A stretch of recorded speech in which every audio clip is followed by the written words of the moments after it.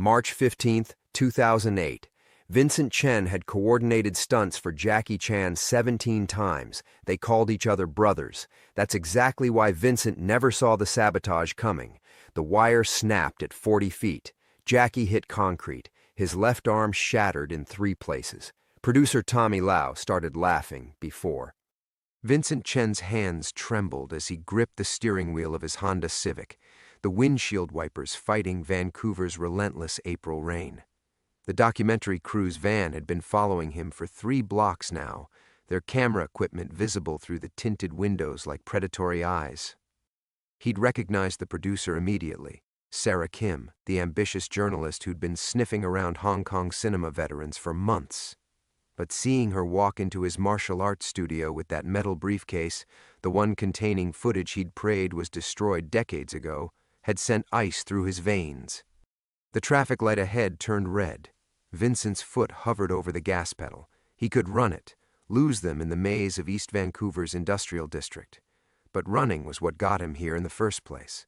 A 58-year-old man teaching basic self-defense to suburban housewives, living in a 1-bedroom apartment above a dim sum restaurant. The van pulled up beside him. Through the rain-streaked window, he saw Sarah's assistant adjusting a telephoto lens, pointing it directly at him. They weren't just following, they were documenting, building their case frame by frame. Vincent's phone buzzed. Unknown number. Mr. Chen? Sarah's voice was professionally sweet, but he caught the edge underneath. We really should talk. What we found in the Golden Harvest archives. There are no archives. Vincent's voice cracked. Everything burned in the studio fire. Not everything.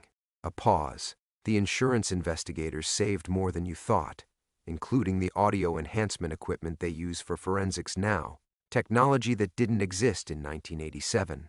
The light turned green. Vincent's foot stayed frozen on the brake. Behind him, cars began honking, their horns sharp and angry in the rain. 6 words, Mr. Chen. That's all it took to end your empire. But we can hear 7 now. Crystal clear. Would you like to know what the 7th word was? Vincent's vision blurred. Not from tears, he'd forgotten how to cry years ago, but from the memory that crashed over him like a tsunami. Jackie's face that night, unnaturally calm as his radius bone jutted against the skin, the way the entire crew had gone silent, even the tough Hong Kong stuntmen who'd seen everything. And that smile, that terrible knowing smile as Jackie cradled his arm and leaned close to Vincent's ear. You can't run forever, Sarah continued. 20 minutes, that's all I need. Tell your side of the story before we air ours, because once this footage goes public, once people hear what Jackie really said that night. Vincent ended the call and threw the phone onto the passenger seat. The cars behind him were laying on their horns now, drivers starting to get out. But all he could see was Jackie's eyes that night, dark and patient and completely without fear, like he'd been waiting for this moment, like he'd planned it. The van's passenger door opened. Sarah stepped out into the rain, her camera operator following. She held up a tablet, its screen visible even through the downpour. Black and white footage, grainy but unmistakable. The 3-story building, the truck, and Jackie preparing for that 9th jump. Vincent closed his eyes and was back there instantly. The humid Hong Kong night, the smell of diesel fuel and sawdust, the weight of absolute power coursing through his veins. He'd been untouchable then, the producer every actor feared and every director needed. One word from Vincent Chen could make or destroy careers. One decision could turn a small-time martial artist into an international superstar. But power was an illusion. He'd learned that when Jackie whispered those words, when the smile faded from Vincent's own face and never quite returned. Sarah was at his window now, knocking gently. Professional. Patient. Behind her, the camera rolled. The 7th word changes everything, she mouthed through the glass. It changes who was really in control. Vincent's hand moved to the door handle. For 35 years, he'd carried this secret like a tumor, feeling it grow and metastasize until it consumed everything he'd built. His empire, his reputation, his ability to sleep without seeing Jackie's face in the darkness. Maybe it was time. Maybe it was finally time to tell someone what Jackie Chan had really whispered that night, when his arm snapped and the most powerful producer in Hong Kong realized he'd never been powerful at all. just a puppet dancing to strings he couldn't see, orchestrated by forces he'd never understood. Vincent opened the car door. The rain hit his face like bullets, cold and sharp and somehow cleansing. Sarah stepped back, giving him space, but the camera never stopped rolling. 20 minutes, she said quietly. That's all I'm asking. Vincent looked at her, this young journalist who thought she understood the darkness that had shaped Hong Kong cinema, who thought she could handle the truth about what happened in those blood-soaked years when authentic action meant authentic suffering. She had no idea what she was about to unleash. Not here, Vincent said, his voice barely audible over the rain hammering the asphalt around them. Not like this. Sarah lowered her tablet, the footage disappearing into darkness. Where then? Vincent's eyes moved past her to the camera operator, a young man who couldn't be older than 25. The same age Jackie had been that night, the same age Vincent had been when he'd first stepped onto a film set in 1978, hungry and naive and convinced he could revolutionize Hong Kong cinema through sheer force of will. Follow me, he said. The drive took 12 minutes through Vancouver's rain-soaked streets, Vincent leading them deeper into the immigrant neighborhoods where Cantonese mixed with English on every corner. He pulled into the parking lot of the Red Phoenix Martial Arts Academy, his academy, though the faded sign and cracked pavement suggested anything but prosperity. Inside, the familiar smell of leather and sweat wrapped around him like an embrace. The studio was modest, mirrors along one wall, heavy bags suspended from reinforced ceiling beams, mats worn soft by countless hours of practice. This was his world now, small, controlled, safe. No million-dollar budgets, no death-defying stunts, no young men willing to sacrifice their bodies for a few seconds of celluloid immortality. Sarah and her cameraman followed him in, their equipment cases clicking against the hardwood floors. Vincent moved to the back office, past the framed photographs that told the story of his diminished life. His students receiving their first belts. A newspaper clipping about the Academy's opening in 1995. A single image of himself from the Hong Kong days, accepting some forgotten industry award, his smile sharp as a blade. He avoided looking at that one. Tea? He asked, gesturing to the electric kettle on his desk. His hands moved automatically through the ritual. Jasmine tea, the cheap kind you could buy at any Chinese grocery store. Not the premium leaves he'd once flown in from Fujian province when money flowed like water. Sarah accepted the cup but didn't drink. This is quite a change from the Golden Harvest lot. Vincent settled into his chair, a second-hand office model that squeaked when he leaned back. Through the window he could see his Tuesday evening class arriving, Mrs. Patel with her arthritis-gnarled hands still game for basic forms. Danny Liu practicing the same combination he'd been working on for 6 months. Old Mr. Kim, whose Parkinson's made every movement a small victory. These people trusted him. They came here twice a week, not because they harbored dreams of movie stardom, but because Vincent Chen, despite everything, could still teach them to protect themselves, to find strength and discipline, to believe that their bodies could be more than just vessels for pain. What exactly do you want from me? Vincent asked. Sarah set down her cup and nodded to her cameraman. The red recording light blinked on. The truth about what happened that night, about what Jackie said, about why Hong Kong's most powerful producer disappeared from the industry overnight.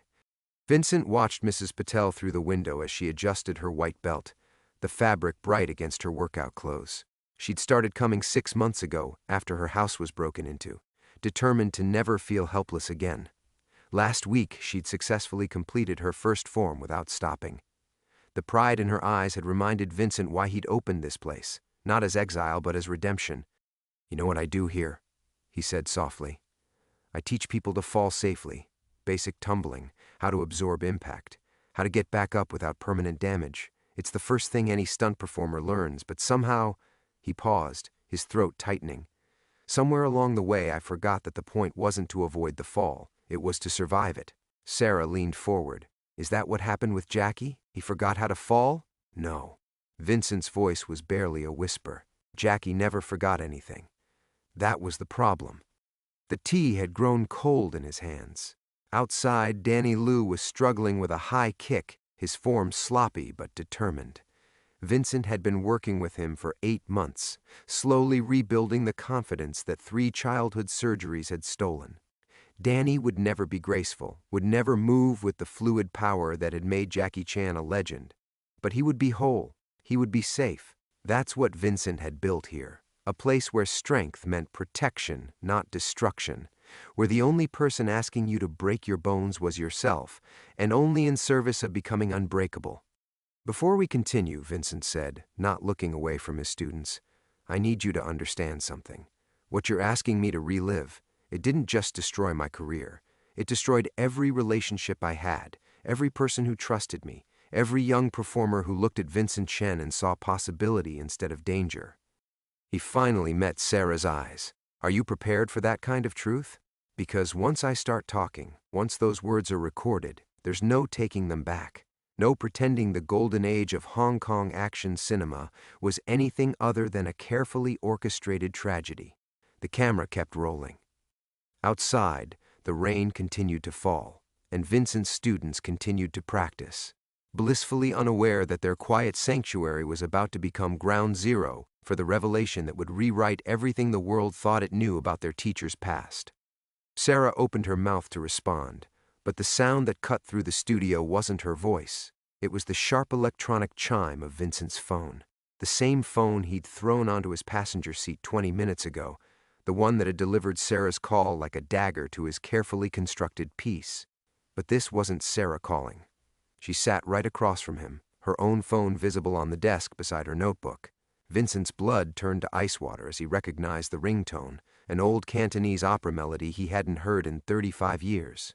The phone he'd programmed to play that tune had been destroyed in 1987. Smashed against a Hong Kong alley wall the night he'd fled the city, its pieces scattered into a storm drain along with every other connection to his former life. He'd bought a new phone in Vancouver, a different number, different carrier. There was no way. The melody played again. Sarah's cameraman shifted nervously, the red light on his equipment still blinking, still recording. Vincent's hand trembled as he reached for the device. Unknown international number. Country code 852. Hong Kong. Answer it, Sarah said quietly. Something in her voice had changed, a note of anticipation that made Vincent's skin crawl. Please. Vincent's thumb hovered over the decline button. He could end this now. Throw the phone against the wall just like he had in 1987, watch it shatter into pieces too small to carry secrets.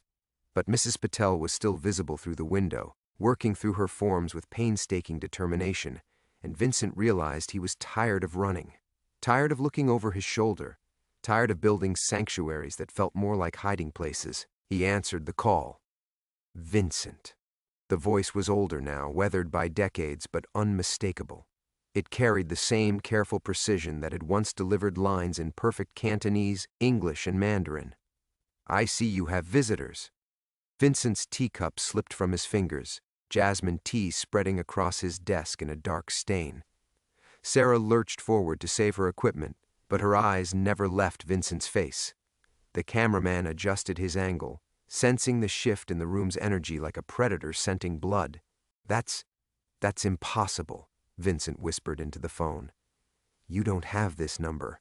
You don't have any way to find you? Jackie's laugh was soft, almost paternal. Vincent, I've known where you were since 1995. Since you opened your little studio. Since you started teaching suburban families how to throw proper punches. I've been watching you rebuild yourself piece by piece. It's been quite beautiful, actually. The studio spun around Vincent. 35 years collapsed into nothing. The careful distance he'd put between himself and Hong Kong, the new identity he'd constructed, the quiet life he'd built teaching basic self-defense to people who would never ask him to break their bones for art. All of it was an illusion. Jackie had been watching. Jackie had always been watching. The documentary crew, Vincent managed. You sent them. I suggested they might find you interesting, yes. Sarah Kim is very talented, very thorough. When she showed me the footage from the Golden Harvest archives, I thought it was time for the full story to come out. Don't you agree? Sarah was writing frantically now, her pen racing across her notebook. She mouthed something to her cameraman. a direction, an instruction Vincent couldn't make out through the roaring in his ears. "Why now?" Vincent asked. "After all these years, why now?" "Because I'm dying, Vincent." The words hit like physical blows. Vincent found himself standing without memory of rising from his chair, the phone pressed so hard against his ear it hurt. "The doctors give me 6 months, maybe 8 if I'm lucky. And before I go, there are things that need to be said, truths that need to be told, not just about that night, but about everything that came before it, everything that led up to that moment when you thought you were pushing me beyond my limits." Through the window, Vincent watched Danny Liu complete his high kick, sloppy but successful, his face bright with small triumph. Normal people living normal lives, pursuing normal dreams that didn't require blood sacrifice or broken bones. Vincent had spent 28 years protecting that normalcy, building walls around it, keeping the darkness of his past from seeping into their innocent world. "You have visitors," Jackie continued, his voice gentle but implacable. "And they have questions. I think it's time they heard the answers, don't you? All of them. Starting with what really happened that night and ending with who was really pulling the strings. Who was really in control when my arm snapped for the 9th time. The line went dead." Vincent stared at the phone, watching the screen fade to black. When he finally looked up, Sarah and her cameraman were watching him with the focused intensity of sharks who'd scented blood in the water. Outside, the rain had stopped, but Vincent could feel a different kind of storm gathering, one that had been building for 35 years and was finally ready to break. His sanctuary was about to become a war zone. Vincent's first instinct was to run. The phone sat silent in his palm, but he could still feel Jackie's voice echoing through the speaker like a ghost materializing in his sanctuary. His legs tensed, muscle memory from 1987 flooding back. The same electric panic that had sent him fleeing from Hong Kong with nothing but a hastily packed suitcase and 17 years of blood money converted to Canadian dollars. "We should continue," Sarah said, her pen poised over her notebook. But something had shifted in her voice, a new confidence, as if Jackie's call had confirmed whatever theory she'd been building. That was him, wasn't it? Jackie Chan. Vincent didn't answer. He was watching his Tuesday evening class through the office window, seeing them with new eyes. Mrs. Patel's arthritic hands suddenly looked fragile as paper. Danny Liu's enthusiastic kicks seemed clumsy, vulnerable. Mr. Kim's Parkinson's tremor appeared more pronounced, his weathered face more exposed. These weren't students anymore. They were collateral damage waiting to happen. "I need you to leave." Vincent stood abruptly, his chair squealing against the floor. "All of you. Now, Mr. Chen." Now. The word came out sharp enough to make Sarah's cameraman flinch. Vincent moved toward them, not threatening, but inexorable. "This interview is over. Whatever you think you know, whatever footage you found, it stays buried. Some stories aren't meant to be told." But Sarah didn't move. If anything, she settled deeper into her chair, her tablet balanced on her knee. "We found something else in the archives," she said quietly. "Not just the footage from that night. Financial records, wire transfers, payments that don't match any production budget." Vincent froze halfway to the door. "Someone was paying you, Mr. Chen. Large sums, regular deposits, starting 3 months before Jackie's accident and continuing for weeks afterward. Money that came from an account registered to a shell company in Macau, a company that didn't exist before 1987 and dissolved immediately after you left Hong Kong." The room tilted. Vincent gripped the doorframe, his knuckles white against the painted wood. Through the window, he watched Mr. Kim attempt a basic blocking sequence, his movements careful and controlled. Safe movements. Movements that would never break anything that couldn't be easily healed. "You don't understand what you're dealing with," Vincent whispered. "Some people, some organizations, they don't forget. They don't forgive. They just wait. The triads?" Sarah's question was soft, almost gentle, but it hit Vincent like a physical blow. He spun toward her, his face drained of color. Don't say that word in here. Don't even think it." But she was already writing, her pen moving across the notebook with surgical precision. "The shell company was registered to 3 individuals. We've identified 2 of them, both deceased, both with known connections to organized crime in Hong Kong. The 3rd name was redacted from the files, but we have sources." Vincent's phone chimed. A text message from an unknown number. Tell her to stop digging. Vincent's hands shook as he read the words. The message had been sent 30 seconds ago, but somehow he knew the sender had been listening to every word of their conversation. Watching through windows Vincent couldn't see, hearing through ears he'd never suspected. Sarah, his voice was barely a whisper. You need to leave Vancouver tonight.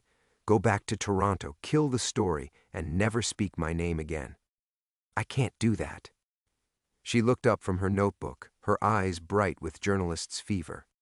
This is the story of a lifetime, the truth behind Hong Kong's golden age of action cinema, the real cost of authentic stunts. People deserve to know. Another chime, another message. She has 6 hours. Vincent's vision blurred, not from memory this time, but from pure terror, the kind he hadn't felt since that last night in Hong Kong, when he'd realized that Jackie's broken arm wasn't an accident. It was a message, a demonstration of power so subtle that only Vincent had understood its true meaning. They could reach anyone, break anyone, at any time. Pack your equipment, Vincent said, his voice hollow. Leave the city. Don't go home, don't go to your hotel. Drive south, cross the border, and don't look back. Mr. Chen, what aren't you telling me? Vincent looked at his students one last time. Mrs. Patel was helping Danny Liu with his stance, her weathered hands guiding his movements with infinite patience. Mr. Kim was taking a water break, his medication tremor barely visible unless you knew to look for it. Ordinary people living ordinary lives, protected by their very insignificance from the kind of darkness that had once consumed Vincent's world. I'm telling you that some secrets are kept secret for a reason, he said, already reaching for his coat. And when you dig too deep into certain kinds of darkness, the darkness starts digging back. The camera was still rolling, still recording, but Vincent no longer cared what story it would tell. He had bigger problems now, older debts coming due. And somewhere in Hong Kong, Jackie Chan was dying with 35 years of carefully kept secrets burning on his tongue. Vincent's sanctuary was already lost. Now he just had to figure out how many other people would burn before the flames finally consumed him too. Vincent was already moving toward the emergency exit when his phone chimed a third time. He didn't need to look at the screen to know what it would say. The ice forming in his chest told him everything. But Sarah's cameraman was faster than expected, positioning himself between Vincent and the door with the fluid movement of someone who'd done this before. Just one more minute, Mr. Chen. The man's accent was subtle but unmistakable. Hong Kong English, the kind that came from international schools and expensive universities. We're not quite finished here. Vincent's hand froze on the door handle. In 35 years of running, he'd never considered that the hunters might disguise themselves as documentary crews, that they might use his own story as bait to draw him into the open. Who are you working for? He whispered. Sarah looked genuinely confused, her pen hovering over her notebook, but her cameraman smiled, the same cold, professional expression Vincent remembered from certain meetings in Hong Kong when men in expensive suits would discuss broken bones like quarterly earnings. Does it matter? The man's camera was still rolling, but Vincent realized it had never been pointed at him. The lens was angled toward the studio window, recording his students as they moved through their evening practice. Mrs. Patel's license plate number was clearly visible in the parking lot beyond. Danny Liu's backpack, dropped carelessly by the door, had his university ID card clipped to the front pocket. A catalog. They were building a catalog of pressure points. Vincent's phone chimed again, and this time he looked. Tell us about the money, Vincent. Tell us who else knew. The message was accompanied by a photograph. Mrs. Patel leaving her house that morning, her address clearly visible on the mailbox behind her. Another photo showed Danny Liu at his campus coffee shop, unaware of the telephoto lens capturing every detail of his routine. Vincent's carefully constructed sanctuary collapsed in real time. Every student he'd taught, every small victory he'd celebrated, every moment of peace he'd stolen from the wreckage of his former life. It was all collateral now, all leverage in a game that had never really ended. The money wasn't for the stunts, he said quietly, his voice carrying the weight of 35 years' silence. That was never what they were paying for. Sarah's confusion deepened, but she kept writing. Vincent realized she was genuinely trying to uncover the truth, which made her the most dangerous person in the room, because she didn't understand the rules of the game she'd stumbled into. Jackie knew, didn't he? Vincent continued, his eyes fixed on his students through the window. From the beginning, every bone we broke, every boundary we pushed, he knew exactly what was being documented, what was being proven. The cameraman's smile widened. Go on. The triads didn't want entertainment, Vincent whispered. They wanted research.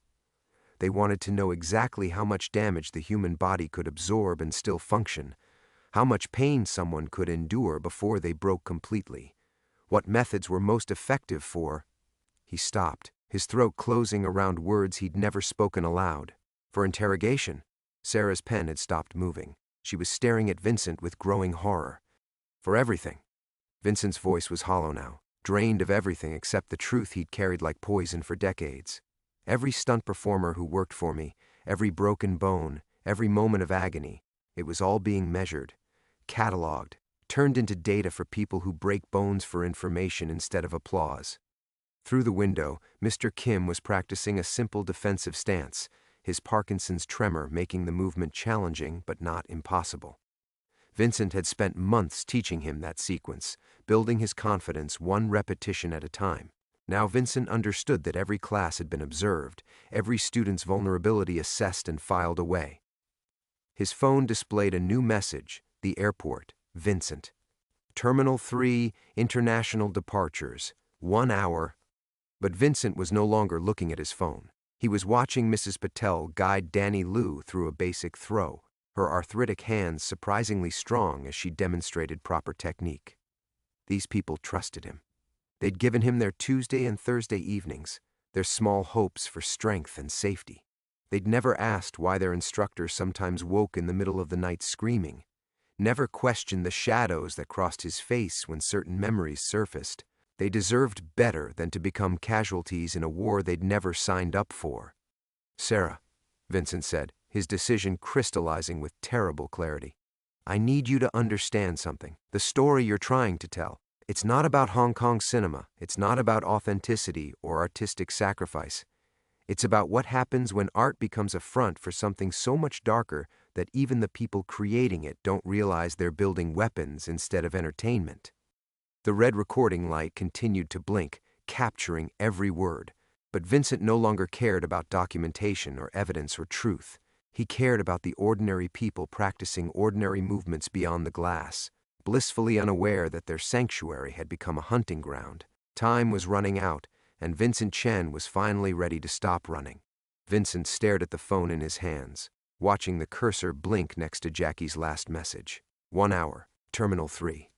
After 35 years of silence, Jackie Chan was calling in old debts with the casual authority of a man who had nothing left to lose.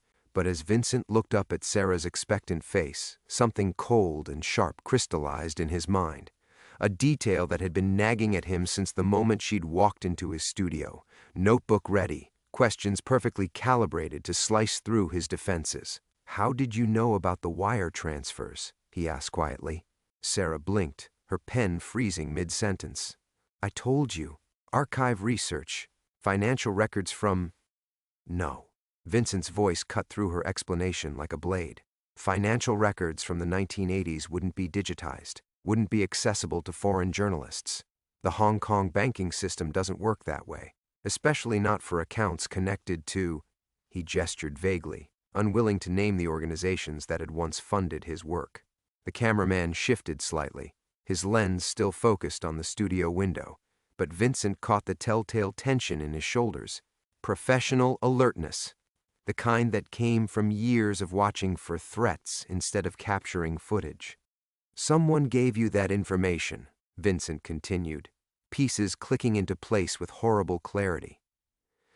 Someone with access to records that should have been destroyed decades ago. Someone who wanted you to find me. Sarah's confusion seemed genuine, but Vincent was no longer looking at her. He was studying the man behind the camera, noting details he'd missed in his earlier panic. Expensive shoes, Italian leather, the kind that cost more than documentary crews typically budgeted for equipment. hands too smooth for someone who carried cameras for a living. And most damning of all, a small scar along his jawline, precise and surgical, the kind that came from reconstructive work after serious trauma. Vincent had seen scars like that before, on men who'd survived interrogations that broke more than just bones. "Jackie didn't call me randomly," Vincent whispered, understanding flooding through him like ice water. "He called because someone told him to. Someone who's been planning this reunion for longer than 6 months." The cameraman's smile returned, colder now that pretense was falling away. "Very good, Vincent, though it took you longer than we expected to work it out. Age has made you slow." Sarah looked between them, her journalistic instincts finally triggering alarm. "What's happening here? What reunion?" "Sarah Kim, freelance journalist from Toronto," the cameraman said, his accent fully revealed now, Hong Kong elite, British educated, utterly without warmth. 3 documentary credits, all small productions, approached 6 months ago by a production company with unlimited budget and one very specific story they wanted her to investigate. They even provided the initial research, didn't they, Sarah? Made your job so much easier. Sarah's face drained of color as the implications hit her. She wasn't an investigator. She was a delivery system, bait wrapped in the perfectly convincing package of journalistic curiosity. "The footage of Jackie's accident," Vincent said, his voice hollow with recognition. "It was never lost. It was never found in archives. You've had it all along." 35 years, the man confirmed, waiting for the right moment to use it, waiting for you to build something worth destroying again. Vincent's phone buzzed with a new message, but this time he recognized the real sender. 1 hour, Vincent. "Come alone, or everyone in your studio becomes a teaching demonstration. We have so much to discuss." The photographs attached showed Mrs. Patel's granddaughter leaving school, Danny Lou's younger sister at her part-time job, Mr. Kim's wife grocery shopping, unaware of the telephoto lens tracking her movements. 3 generations of innocent people, now hostages in a game that had started before some of them were even born. "Jackie's not dying," Vincent said, the final piece falling into place. "Is he?" The cameraman's laugh was soft, almost admiring. "Jackie Chan is many things, Vincent. A survivor, a pragmatist, a man who understands that some debts compound over time until they become unpayable. But dying? No. Jackie is very much alive, and very much interested in settling old accounts before certain people start talking to journalists who ask inconvenient questions." Through the window, Vincent watched his students practice their forms, blissfully unaware that their Tuesday evening routine had become the opening act of a 35-year-old revenge plot. Mrs. Patel adjusted Danny Lou's stance with patient precision. Mr. Kim worked through his tremor with quiet determination. Normal people pursuing normal dreams of strength and safety. Vincent had spent decades believing he'd escaped. That distance and time and careful anonymity had bought him freedom from the choices he'd made in Hong Kong. But escape had been an illusion. Jackie had simply been waiting, watching, allowing Vincent to build something beautiful before reminding him that some sanctuaries exist only at the sufferance of more powerful predators. The real plot twist wasn't that they'd found him, it was that they'd never lost him at all. Vincent's students were still practicing when the cameraman's true nature became unmistakable.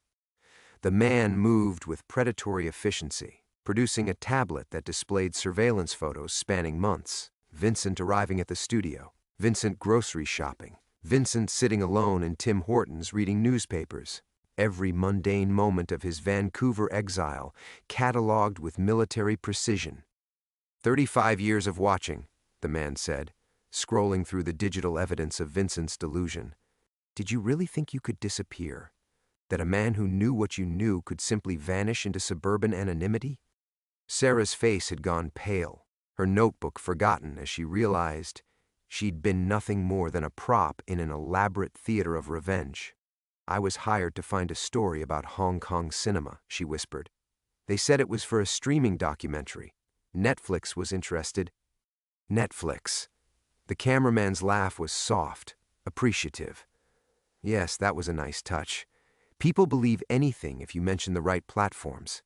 But your real job was simpler, Miss Kim. You were here to crack Vincent's shell, make him remember, make him vulnerable.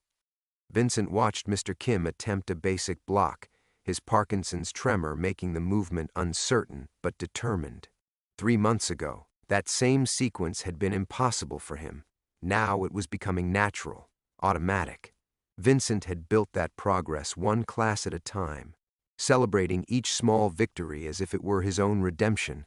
"The students don't know anything," Vincent said, his voice carefully controlled. "They're innocent. Whatever this is about, innocence."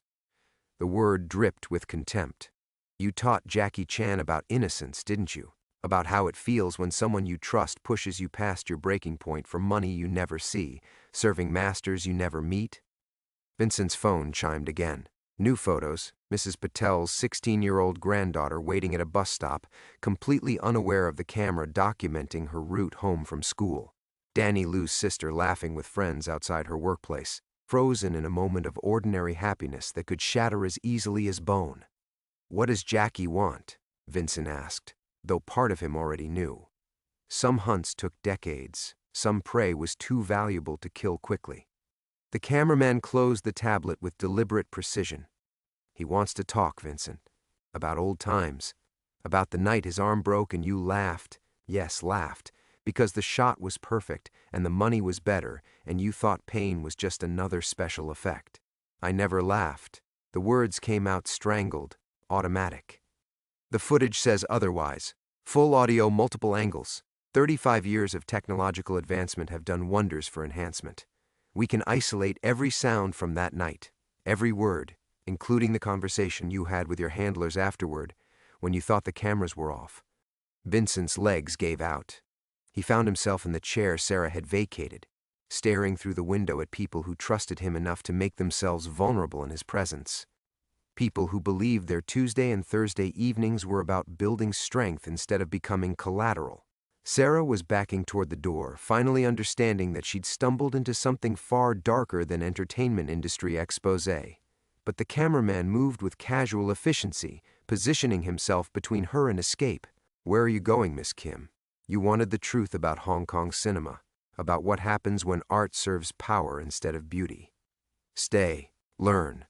This is the story you came to find." Jackie's not coming for revenge, Vincent realized, the understanding hitting him like physical impact. He's coming for proof, evidence, names. The cameraman's smile widened. "Very good. Yes, Jackie wants names. The handlers who paid you, the organizations who funded your research, the people who turned human suffering into data points. 35 years ago, he was just a performer who trusted the wrong producer. Now he's something else entirely." Through the window, Vincent watched Mrs. Patel demonstrate a defensive stance, her arthritic hands moving with surprising grace. She'd told him once that martial arts gave her confidence to walk alone at night, made her feel capable instead of vulnerable. Vincent had been proud of that transformation, had seen it as evidence that he could build instead of just destroy. Now he understood that every moment of healing he'd facilitated had been observed, catalogued, turned into leverage against him. His redemption had been another illusion, another form of control. 1 hour, the cameraman said, checking an expensive watch. Terminal 3, Jackie's flying in privately, no passenger manifests, no customs delays. Just him, you, and 35 years of questions that need answers. Vincent's phone displayed a final message. "Bring the girl. She's part of the story now." Sarah made a small sound of protest, but Vincent was no longer looking at her. He was watching his students practice forms he'd taught them, moving through sequences designed to make them stronger, safer, more capable of protecting themselves. People who had no idea their instructor's past was about to consume their present, one broken bone at a time. Vincent stood slowly, his decision crystallizing with the weight of 35 years. His students continued their forms beyond the glass, Mrs. Patel's arthritic hands finding strength, Danny Lou's concentration deepening, Mr. Kim's tremor steadying through pure determination. People who had given him their trust, their Tuesday evenings, their small hopes for safety in an uncertain world. They deserved better than to become footnotes in Jackie Chan's revenge. "Sarah," Vincent said, his voice carrying new authority. Call the police. Tell them there's been a threat made against students at this address." The cameraman laughed, but Vincent heard uncertainty beneath the mockery. "Vincent, you're not thinking clearly. The police can't protect everyone. Your students have families, routines, vulnerabilities." "You're right," Vincent interrupted, moving toward his desk with deliberate calm. "They do have vulnerabilities. But so do you." He opened the bottom drawer and withdrew a manila envelope, its contents representing 35 years of careful preparation. Inside, copies of bank records, photographs, correspondence, evidence he'd gathered not for revenge, but for survival. Insurance against the day his past inevitably found him. Insurance? The cameraman's smile faltered as Vincent spread the documents across his desk like tarot cards predicting doom. Preparation. Vincent's finger traced a photograph of the cameraman 20 years younger, standing beside a man whose face had once appeared regularly in Hong Kong newspapers before his mysterious disappearance. Mr. Alan Leong, isn't it? Former intelligence operative, current problem solver for people who prefer anonymity. You've been watching me, but I've been watching the watchers. Sarah stared at the photographs. Evidence of surveillance operations, money transfers, connections between legitimate businesses and organizations that definitely weren't.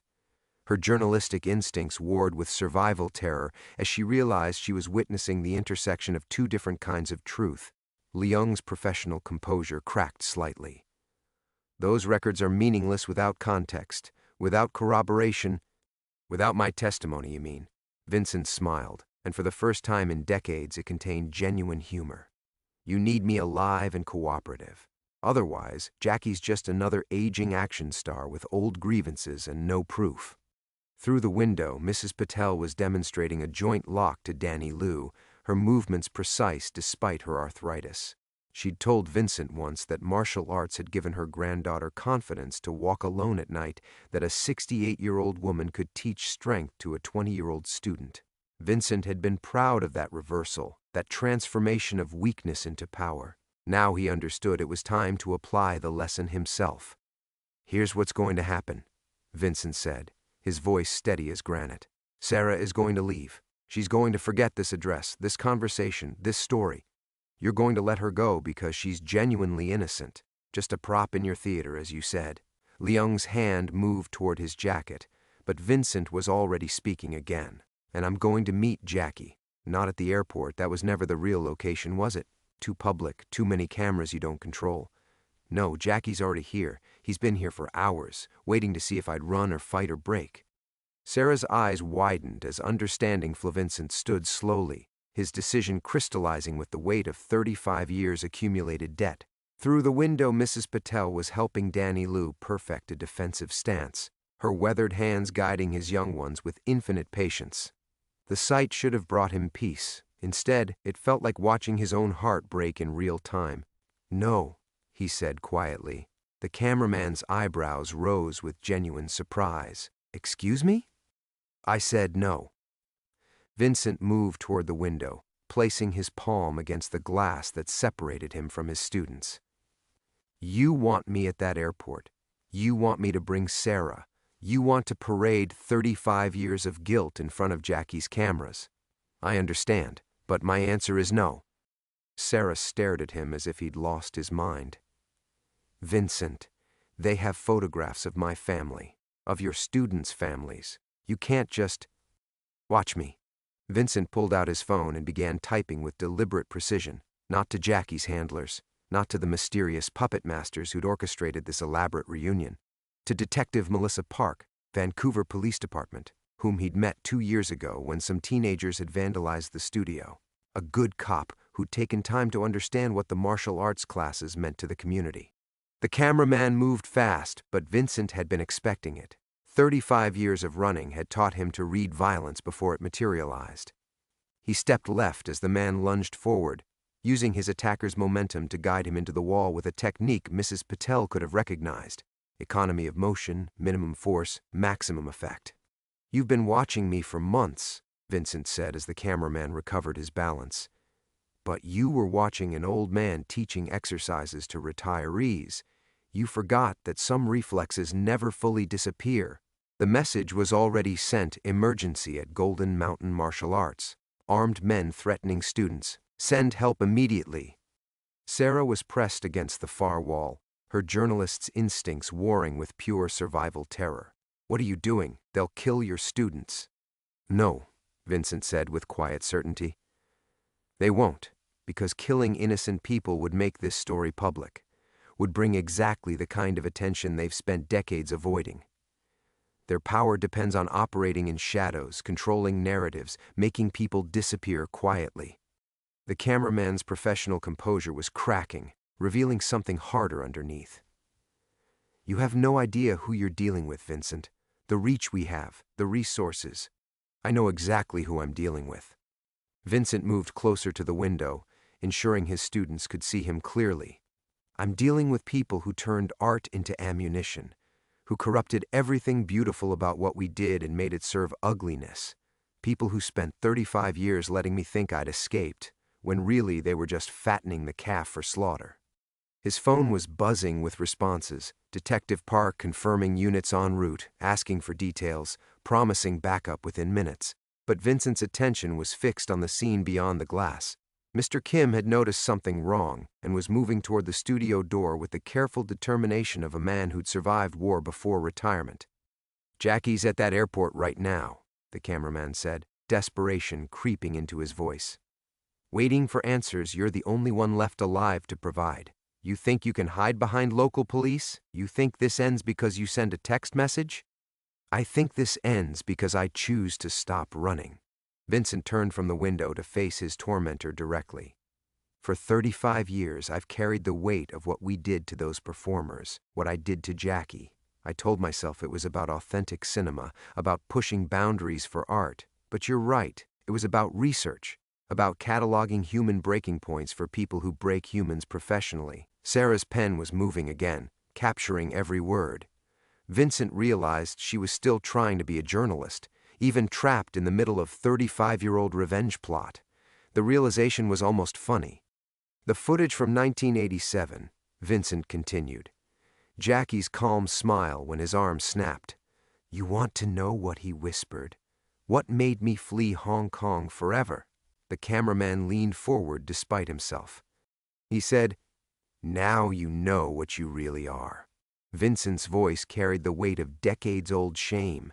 Not a filmmaker, not an artist, just another tool in someone else's machine. Just another predator who'd convinced himself his victims were willing participants. Through the window, police sirens were becoming audible. His students looked confused but not frightened. They trusted Vincent enough to believe he would protect them, even as his past crashed into their present like a tsunami of old violence. Jackie doesn't want revenge, Vincent said as flashing lights appeared in the parking lot. He wants witnesses. He wants the truth documented by someone clean, someone outside the machine. Someone like Sarah, who stumbled into this story thinking it was about movies instead of murder. The cameraman's hand moved towards something under his jacket, but Vincent was already stepping protectively in front of Sarah, finally ready to stop running from the wreckage he'd spent 35 years trying to forget.